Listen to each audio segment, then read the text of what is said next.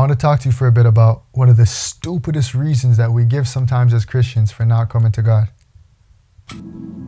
Question: have you ever felt like, I'm too much of a sinner to come to God?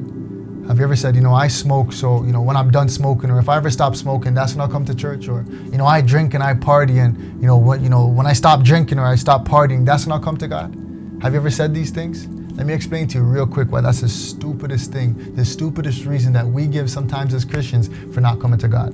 Have you ever been to a hospital and, when you come to the hospital, the nurse sits down and she says, can you describe your pain to me from 1 to 10? And, you think you're like, like 7. I always wonder, I'm like, why is this lady asking me to describe my pain from 1 to 10? And, it really dawned on me that if you say 1, best believe you're about to be waiting like 10 hours. But if you say 10, they're going to expedite the process by which you can receive medical attention. What am I trying to say?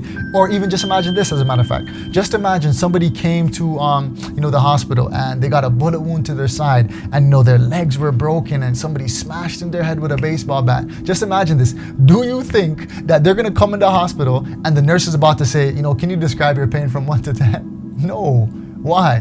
Because as soon as that person comes into the hospital, as a matter of fact, they have another location for that person to go and get immediate medical attention. What am I trying to say? Friends, sometimes our spiritual condition, sometimes right after you've just committed that sin that you were not supposed to do, that sin that controls you, it literally feels like it's not you doing it, but it's like this sin has a mind of its own. You see, there's things that even I have done where literally no man will ever hear, where only God will hear. And I know personally that when I do those things, I don't feel like praying. I don't feel like coming to God. I feel like I'm like, listen, I'll just pray in the morning. I don't feel like I'm ready right now. So we all go through this. But if you can open your eyes in that time where you feel like you're weak and degraded, demoralized, detrimental, where you feel like that, you would open your eyes and you'd see angels of mercy. You'd see a God of mercy saying, come even now. Friends, our spiritual condition, our weakened, our degraded spiritual condition is the best argument we have, is the best evidence we have and could give to God to get immediate spiritual attention.